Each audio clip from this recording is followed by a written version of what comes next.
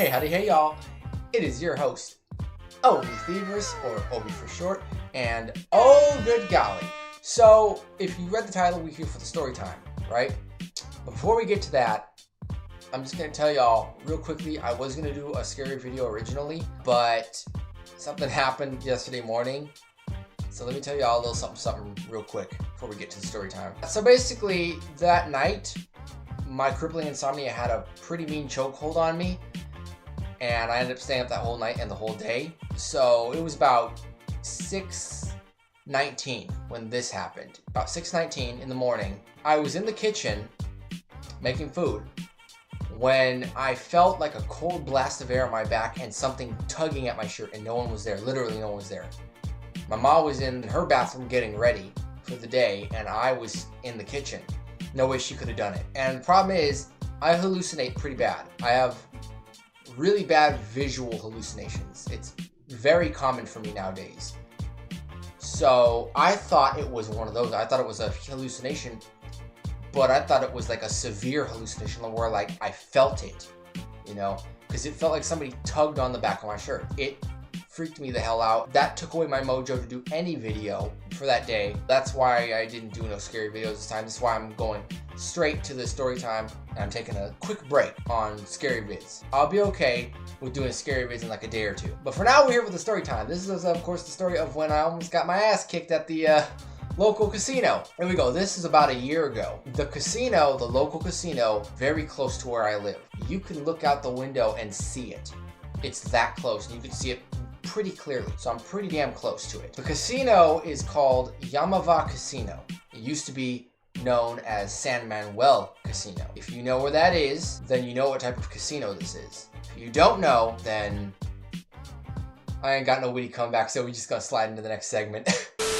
So this was about a year ago. I had got put on game by my bestie, who hooked me up with the temp agency. A temp agency that's no longer, you know, in service and went out of business quite a while ago. I don't remember what it was called either. This was a time period I was looking heavily into jobs. I was going crazy. This is before all this stuff with my teeth and dealing with and like going to my therapist and all this started happening, which of course I'll be looking for a 9-to-5 once I get my teeth fixed up, because I'm sure y'all have seen it with how many times I've smiled on camera. I'm sure y'all have been asking, what happened to your teeth? Why are they so jacked up? Why is this one broken? You know, story time will be coming on why this tooth is missing and how they got to where they're at now. So back then I was really heavily looking into jobs, like mad crazy. So on this particular day, my bestie gets me in touch with the temp agency and says, hey, I'm gonna be working at the casino thanks to this temp agency. I asked them if they can put you in, you know, and they said, get him down here and we'll talk about it. So he brings me down there, puts me on game, we go to the temp agency. She tells me what we're gonna be doing. We're both working the same job. We have the same job title. She tells us what the job is, what we're gonna be doing. The job was basically, it fell under the trope of, I guess you could say, like, well, the job title was called traffic instructor. That was what the job title was called. I was a traffic instructor. What I did for the first 2 weeks was not instructing traffic, though, and I'll tell y'all what I mean by that. So she tells us what job. Here's a rough around what you're going to be doing, because they don't have an exact knowledge. It's up to the, you know, the place that's doing the hiring. They're the ones that tell us. And so she gives us the rough summary. Here's what traffic instructors do. Yeah, blah, blah, yeah. Okay, so we go in and we meet the boss. He tells us, here's what's up. I know it says traffic instructor. He addresses my bestie. You're going to be doing just that. You, and he looks at me, he says, you're going to be doing something a little bit different. Something you probably would not expect to do from your position. Here's what happened. On the 5th floor, fire broke out in the parking structure. A big fire. They got it covered. They got settled down. There's no fire there now, but it's been blocked off and closed off. A majority of that area is blocked off. The only area that's not blocked off is the very far right of the parking structure. Now, of course, there is a 4th and a 6th floor, and I think a couple more after that, which is how you get out of the casino anyway. But he said, here's what you're going to be doing. You're going to be standing right here near the elevators, because the elevators are down as well. You're going to be positioned right here behind this barricade. If somebody walks up to you and says, hey, can I please go past the barricade?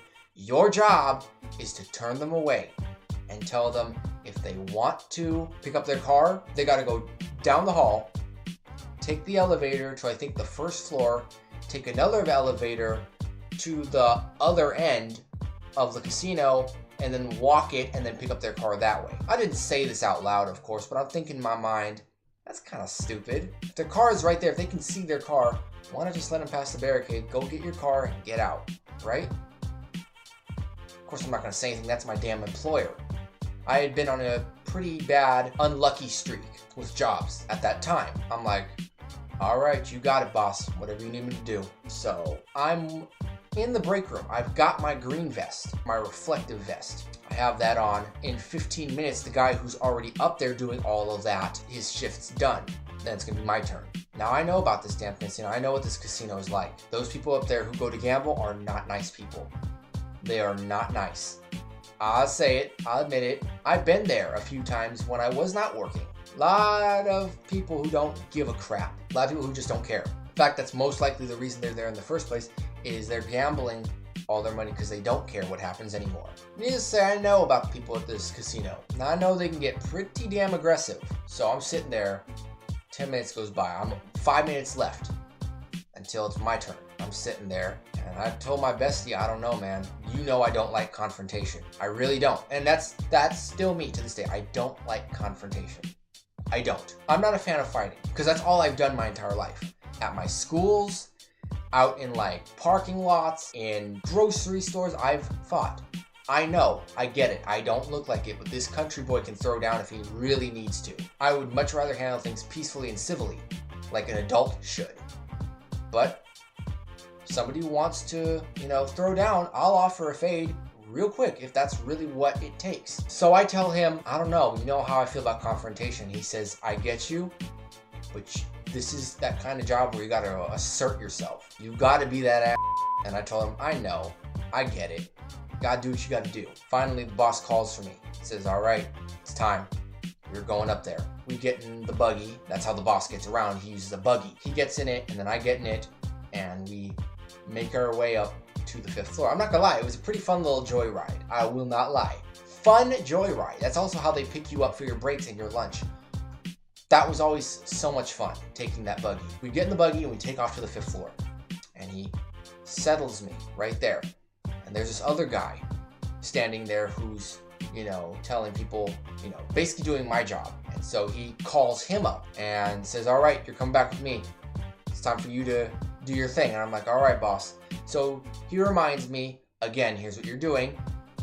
Tell these people if they try to collect their car on this floor, they need to take the elevators at the end of the hall, go down and go to the opposite end of the casino and walk the way to their car. Again, the thought crosses my head again. This is so damn stupid. Just let them pick their damn car up if they're right here. Because you gotta remember, that entire section on the 5th floor is completely closed off, blocked off, except for the far right of the structure. There's cars there. So the boss tells me that's what you're gonna be doing. And then he directs my attention to a column to the side of me, like on my left. Because now I'm standing in front of the barricade and I'm listening to his instructions. My voice cracked. What the hell was that? I'm now standing in front of the barrier and he's giving me these instructions. And he points at a column that's to the left of me, like a foot or two away, a couple feet away.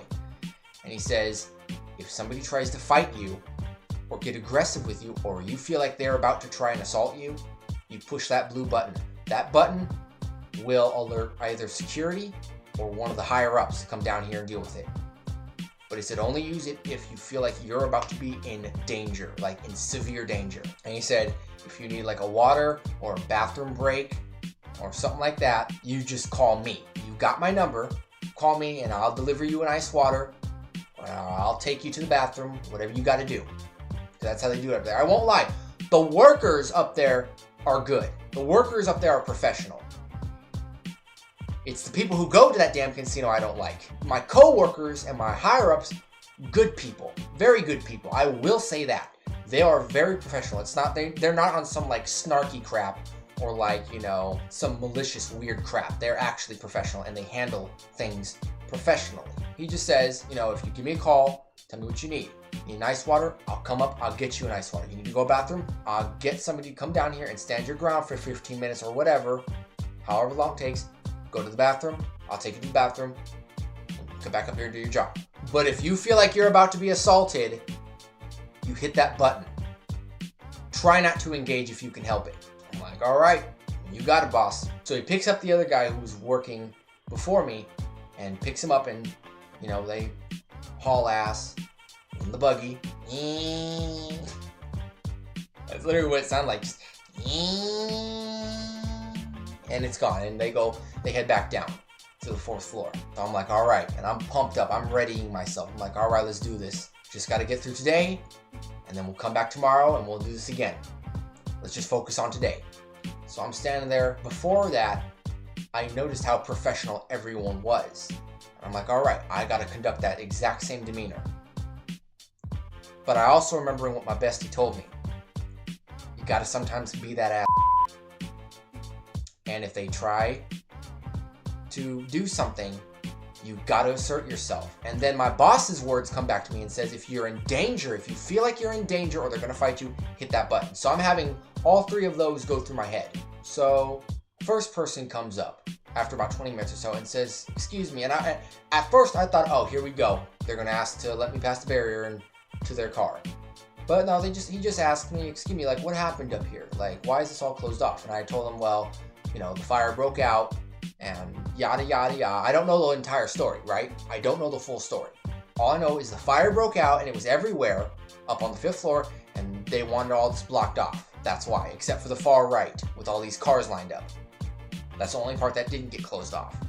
But that's all I really know is a giant fire broke out. Apparently it was a big thing. I don't really know a whole lot about it or why. That's basically the reason. It's just blocked off because of that. And he's like, oh yeah, okay, all right, well, have a good day. And, you know, I was like, okay, not a big deal. That was nothing. I'd say a few hours after that, I finished my first break and I finished my lunch break.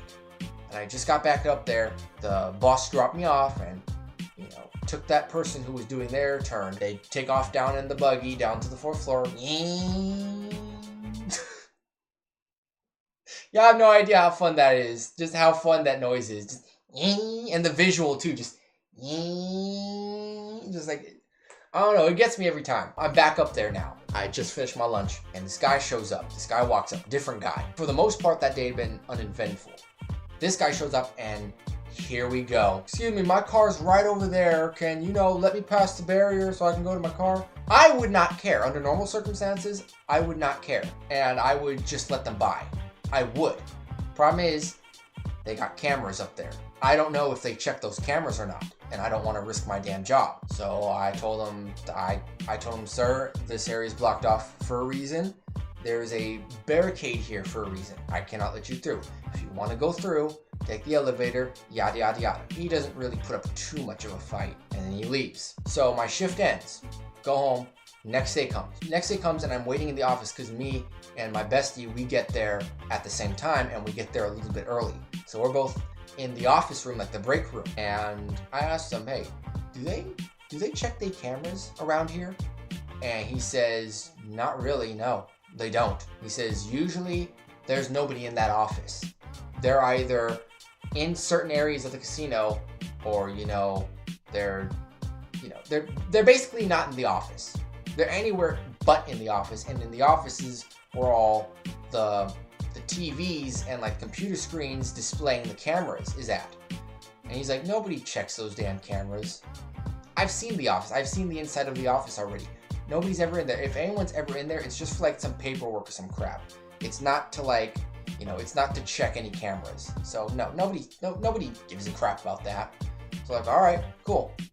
Now I got new info. Nobody checks the cameras, right? But of course, I'm still gonna do my job and not let anyone pass that damn barrier. So I'm back up there. My shift starts that day. My second day on the job. I'm standing there and here comes somebody. Excuse me, my car's right over there. Like, you know, can you let me pass so I can go, you know, get my car? And I told him, sir, I can't let you do that. This is all barricaded for a reason, you know? So I told him, here's what you do, blah, blah. And then he starts, here we go. And then he starts putting up a little fuss. come on, you really can't let me go? My car's right there. It's right there. I'm like, sir, I can't let you do that.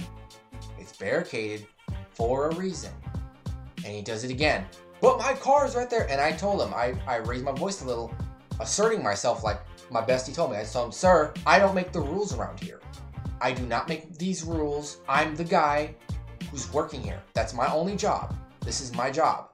This is all they told me to do, is to turn people away who try to do this. So I'm gonna tell you, please take the elevators and, go do all of that, and you can get to your car. It's really not that hard. It's not that difficult. Then he says, well, I'll tell you what, how about I give you $20 and you get me past this barrier. And I looked at him, my eyebrows, instantly I just go, I'm like, in that moment, I'm thinking back to my bestie's advice, which is they don't check those cameras. And I'm like, show me. You got it? Then show me. Pulls out a 20. I made $20 that day. That's all y'all need to know. I made $20 that day. So, anyway. So, that day goes by. A week passes. Random people, the week just consisted of people, hey, can I go get my car? With the occasional, hey, I'll give you a 10, a 20. The most I made was I think $40. That was the most I made, 2 20s. Other than that, very uneventful. So now I'm on my second week. We're fast forwarding to my second week. I only lasted 3 weeks there. It was very funny as hell. But this is my second week here. So this was a Friday. On this particular day, my boss comes up to me while I'm in the break room and he says, hey, this is the last day you're going to be going up there and doing that part of the job. On Monday, you come find me in the office before you start working. I'm going to take you to your next position and you're going to be doing legitimate traffic attendant stuff. So you're basically going to be legitimately doing your title now. So I'm like, okay, got you. So I start my job. I start that part of my job for the last time on that day, and I'm at the barrier. That day had been very uneventful, very boring, and in this setting, I'll take boring. I will take a slow, boring day because nobody trying to start nothing with me, ain't nobody trying to, mess with me, ain't nobody trying to do nothing stupid. So I'm like, okay, sweet. Slow, boring day, just me standing there, occasional phone call, bathroom break, ice water, telling people, go do this thing at the elevators to go get your car, occasionally explain to people what ended up happening up here. Very uneventful, very boring, and I loved every second of it because I was like, slow day, I'm going to be out of here in no time. It may have felt like an eternity, but in this moment, with nobody doing nothing with me, with nobody messing around or nothing, or trying to start something, this was a happy eternity. I was like, I'll gladly just stand here and do nothing. Before I know it, I'm on the last hour of my shift. And I was thinking well, this was a great day. Nobody tried to mess with me. Nobody tried to fight me. Barely anyone talked to me. Great freaking day. This is a great ass day. Just as I thought that, karma, I think, came in and gave me a severe kick in the rear. Wow. I rhymed that. I am a rapper. I'm really not a rapper. Lady Karma came and kicked me straight in my ass because the minute I think that nobody's trying to fight me, nobody's messing with me, great day. Suddenly, this 6'7", damn near appeared to be 300-pound dude walks up, and he's not just big and only muscle. That tells you all you need to tell about this guy. 6'7", 300-pound, not only muscle. This is a big dude. Oh, tripe, this is a big dude. And he walks up to the barrier, and I'm just like, first thing I thought was, okay, this guy's probably the biggest guy I've seen all day. I rhymed again, I'm great. I'm thinking, he's the biggest guy I've seen this entire day. In my entire time working here. I'm like, all right, here we go. Just do the usual. He walks up and does the typical, hey, my car's over here. Can I go get my car? Can I go past the barrier and get the car? And I tell him, same thing. Sorry, sir. That's not going to happen. This barrier's here for a reason. If you go to the elevator, yada, yada, yada, that's how you get your car. And then 3 other people show up behind him. I realize at that moment, it's not just one dude, it's 4 of them. Oh, crap. And they're all taller than me and big. And so I'm thinking, okay, all right, now I'm my attention because I grew up in those situations where you got to be aware of everything that goes on around you. but not make it look obvious. I didn't make it look obvious, but I'm just like, I take note of those three standing there staring at me and looking at me. I'm like, okay. I looked back at him and I said, anyway, that's how you get your car. Plain and simple. And then this big dude says, but my car's right there. I can just go get my car from here. And I told him, I understand that. But my job is to stand here and tell people how to get to their cars who park on this floor on the right side. And that's what I'm doing. I'm telling you, that's how you get your car. And then I repeat the instructions. Here's what you do. Just do that and you'll get your car, no problem. And he nods, he does this. Oh my God, I remember this. Oh, I remember this. He's standing there, he's big as hell, right? And the minute I said that, I repeat the instructions, say, so that's how you get your car, all right? That's how it's done. He turns sideways, does this little like two-step thing, and he looks down at the ground and starts nodding his head. Already I know something's wrong, because where I'm from, if somebody does that, if somebody's just like, and like they give you that eye and then they're like, usually something's coming. And I've been in enough fights with people who do that, who will like, before the fight starts, they'll just be like, and they'll look at the ground and they'll be nodding their head and just like, doing like some little pace. I've been through enough of those people to know what was about to happen. I'm just like, oh, here we go. And I'm thinking, in that moment when I see that, I'm thinking, I really hope I'm wrong. I'm hoping my mind's just playing with me. My mind's messing with me. I hope he's not about to really start something. And he looks at me like this. And I catch his eye and he says, what if I just, hopped over that barrier and I just f***ed you up? Oh my God. When he said that, I look at him like this. I'm like, for real? Like I give him that for real look? Like you really just said that? And I said, if you hop this barrier and you make me feel like you're about to threaten my life, I'm gonna have to hit that button over there and it won't be me you're dealing with. And he looks at me, he's like doing all that, and then he says, I'm not gonna let you even get close to that button, right? When he says that, I'm thinking in my head, oh, here we go. All right, showtime. And I told him, sir, let's not do this. Let's not do this back and forth thing where you threaten me and then we end up scrapping. Because if we do, you might win because you're bigger and you look like you've got a mean swing. But I'm going to take something with me, and I don't care what it is. I don't care if it's a nose. I don't care if it's an arm or a leg or a finger or a toe or a rib. I'm taking something down with me, and that's how I've always done it. Anytime I've been jumped or like surrounded by like a bunch of people, I always target that one guy and I charge straight at that guy and I go crazy. I've broken more than my fair share of noses, or at least made them bleed. And I don't just punch you. I put my elbow into that as well. I'll hit you with my elbow. I've headbutted people. It's been pretty bad. But anyway, the point of that is I take something with me, or someone. I don't care which. And I just told him that. Let's not do this whole thing where, we go back and forth at each other and then you hop the barricade and honestly, you look like you got a really mean swing and you might be bigger and taller than me. I'm going to take something with me. I don't care what it is. So please, let's not do all that. Let's be, let's be cool. Just take the elevator. It's literally a 5-minute thing. It's not even that bad. And then he looks at me and he's like, and he smiles. I'm like, oh no, that smile. I know what that means. And he says, it's very simple. Let me pass that damn barrier. I'm gonna jump it. I'm about to f*** you up. And I'm just like, oh my God, really? So here's what I say in response to that. I say, sir, it's not just you I'm telling this crap to. It's not just you. It's everyone who walks up here and does the exact same thing you're saying. Can I go get my car from here? I'll tell them the exact same thing. You're not special. You're not unique. I tell this to everybody, including you. So please don't think I'm outing you or something. You are just one in everybody who comes to this casino.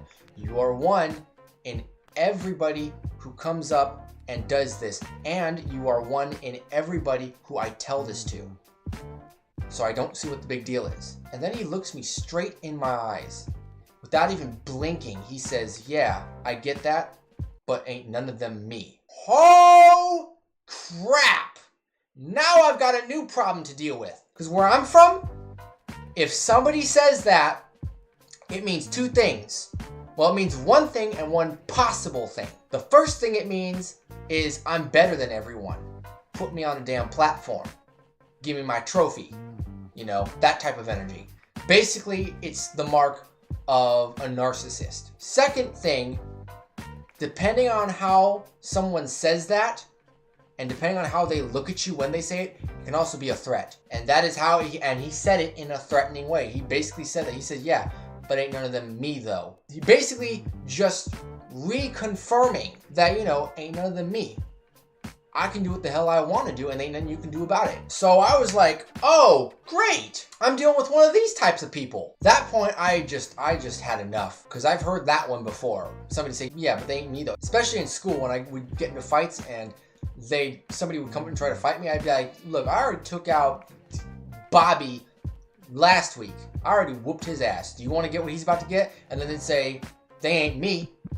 Basically confirming they want to try and kick my ass, you know? So now I'm thinking, great, now I've got a whole new problem. Now I've got confirmation that he's really about to try something. He's going to do something stupid. So at that point, I just get fed up. And I just say, okay, look, I don't deem it wise to be jumping the barrier. Because, believe it or not, it's not going to be me you're dealing with. I told him, I would rather you not leave here with a busted nose and getting arrested. All he heard was busted nose. That's all he heard. Because all he asked is, you really about to try and break my damn nose? I couldn't believe it when he said that. I was like, really? Is that all you were focusing on? You don't even care that you could go to jail for this? Because not only are you assaulting somebody and provoking a fight, but at the same time, you're basically assaulting a worker. Somebody who legally works here. So now they're going to doubly whoop that ass. So he didn't even hear that part. He just heard busted nose. That was it. And I'm just like, oh, great. Really? That's all you heard? When he said that, when he said, you really think you about to break my damn nose? I tell him, you really didn't just hear anything I just said. Is that all you heard? And number two, I told you already, I'm going to take something with me. Even if I lose. I understand you're a big dude. You're a tall guy. And you look like you got a really mean swing. But damn it, I'm taking something with me. I don't care what it is. Something's coming with me. He takes that as a challenge. Instead of a suggestion to just please go to the elevator. Stop wasting my time. So I'm going to show y'all what he did. So he took that as a challenge, if anything, because he does that whole looking at the ground and nodding thing, and he looks back at me, and he approaches the barrier and leans up against it like this. Just like this. And he says, I'm about to break everything in your body in a second. Now I'm like, oh, and all I do is just go. That's all I do. Because I'm done talking at this point.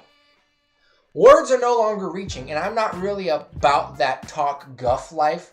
You know, I might say a couple of things, but after a while, I just realize, okay, you're not really doing anything. You're just sitting there talking, so I'm going to go silent, and we'll see what happens. I gave him the warning, right? I'm going to take something with me. I'm breaking something, or I'm bleeding something. I don't even care if you get scratched up a little bit by accident. That's something to me. I gave him the warning. I said what I need to say. Now he's just talking whatever. So I just go, and I stand there and wait. His friend next to him, none of these three have said a damn thing to me. It's just been this big fool. And his friend next to him says, come on, bro, let's just go to the elevators and get this done, man. Come on. He looks at him, he side-eyes him, and he says, nah, I'm conducting some business right here. I look at him and I said, our business is over. You know what to do. Head to the elevator and stop wasting both of our time. 5 seconds after I say that, he goes and starts jumping the barrier. Oh my God. I tell you, when my life flashed before my eyes is an understatement. Because I know I'm going to lose. All he has to do is fall on top of me. This big, abominable snowman, popcorn eating, sumo wrestling, head ass. All he has to do is just fall on top of me and it's all over. The minute he throws his leg over the barrier, my first instinct is I go like that. That's my first thing I did. I just go like that and I back up a little bit and I get ready. I put my fists, whenever I fight, I put my fists up to my chin, right here, up to my jaw. So if somebody swings, all I'd have to do is, bam, you get a nice taste of my elbow. So he does that, and then he stops. As he gets the leg over, he stops, and he sees that I'm actually ready, and he points and he goes, ah, ha, ha, ha, ha, ha, like one of those sarcastic laughs, you know, one of those types of laughs where it's just like, ah, ha, ha, ha, ha, ha, like I just punked you, right? So now I'm just looking at this guy like, really? Really? You gonna play childish games with me like that? Like the whole fake out thing or whatever the hell you were doing? Seriously?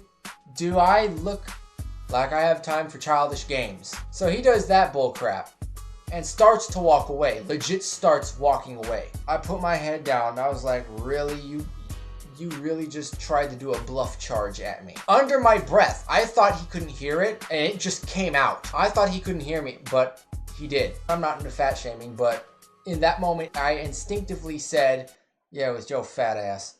And I looked away and all of a sudden his head whips around, just whips around. And I look up and I realize, oh, he just heard what I said. I'm like, all right, I just made my bed and it's time to lay in it. So I'm ready. I'm just like, here he comes. If he wasn't going to do something before, he is now. And he walks back up to the barrier and says, what'd you just say to me? And I'm like, well, I'm not going to take it back. I already got myself this far and I'm not going to be a punk. So I just said, with your fat ass. And what? And I left it at that. My worst thought happened. Put one leg over the barrier and then the other. Now he's standing right in front of me. Now he's officially in front of me. And I'm looking up at him and he's looking down at me. And I'm just like, oh crap, here we go. I don't know, you know, I'm just thinking like it's time to get to work. I don't know how long this is gonna last, probably not long, but something's going with me. He takes a couple steps towards me. I don't even move. I'm just standing there. I just watch him get closer and closer until he is looming over me. Like, I'm just thinking like, oh my God, is this what Mario feels like every time Bowser is looking down at him when they're doing their face-offs? Is this what this is like? Mario, I understand you now.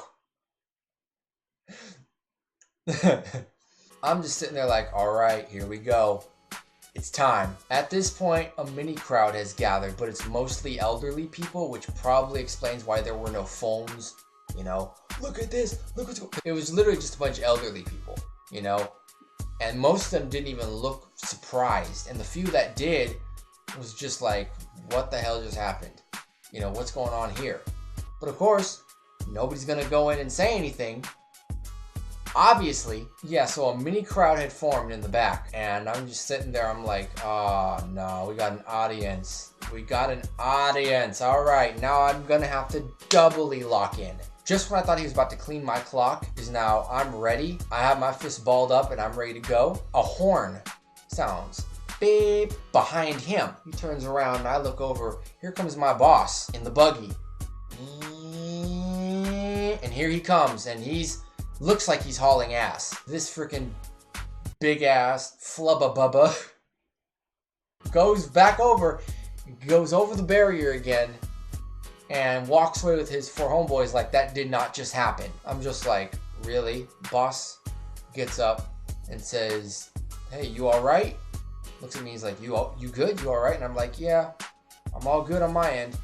And he says, all right, because I just got a report from somebody. Somebody reported our staff that somebody was trying to pick a fight with you. And so they came and reported it to them, and then they came and reported it to me, and that's why I'm here now. What's up? Everything good? Did something happen? I told him ain't nothing happened, ain't no blows been thrown, we didn't squabble, you know, we just talked, and that was it. And then he was over the barrier for like a couple seconds, and that was that. And he says, okay, well, do you want to make a report on this? And I told him there's no need to make a report on this. We talked. I'd make a report if we actually got to, you know, but it didn't come to that.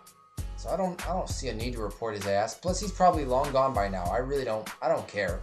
The thing is with me about fighting physically, I don't get excited, but I also don't get relief. So like when I'm about to fight someone, I'm not like, yes, yeah, fight, let's do this. You know, I don't think that. I don't think, yes, finally I get to beat the crap out of someone. I don't think that. But if a fight doesn't happen, I'm also not like, Woo! I'm relieved, you know, we didn't actually have to do anything. Man, I was worried for a second. I don't feel that. When it comes to physical fighting, I'm indifferent. I just, okay, whatever. You know, if we scrap, if we offer each other a fade, okay. If not, that's fine too. I got better things to do with my day anyway than, you know, break noses. You know, I'm indifferent. And I told him, it's all good, nothing happened. You know, he talked, we faced off, and then you showed up and it was over. That's it. And then he confirmed it with me like 4 times. You sure you don't want to make a report? Are you sure you don't want to? Are you sure? And I'm like, yes, it's all good, boss. All good. Needless to say, nothing really big happened after that. You know, they positioned me to my next station. And then after that week, they ended up having to let me go. But it's all good. So yeah, that's the time I almost got my ass kicked while working for the Yamava Casino. Next story times will definitely be fights I've actually been. My voice cracked again. I don't know why. But yeah, so that's about it for the story. Funny as hell. I mean, I look back on it now and it's funny as hell to me. You know, just me. It literally felt like Mario facing off against Bowser. I'm Mario, his big ass is Bowser without the shell.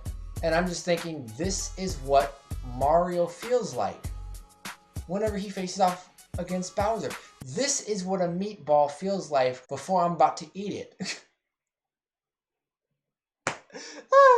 Anyway, that's about it for the story. Nothing real crazy happened. I didn't report the guy, and I never saw his ass again anyway, so whatever. Anyway, that's about it for the story. Hope you all enjoyed it. If y'all did, make sure you comment, like, and share this video to all your friends all across the globe. Subscribe, become part of the Overraptor clan. And with that being said, OV out.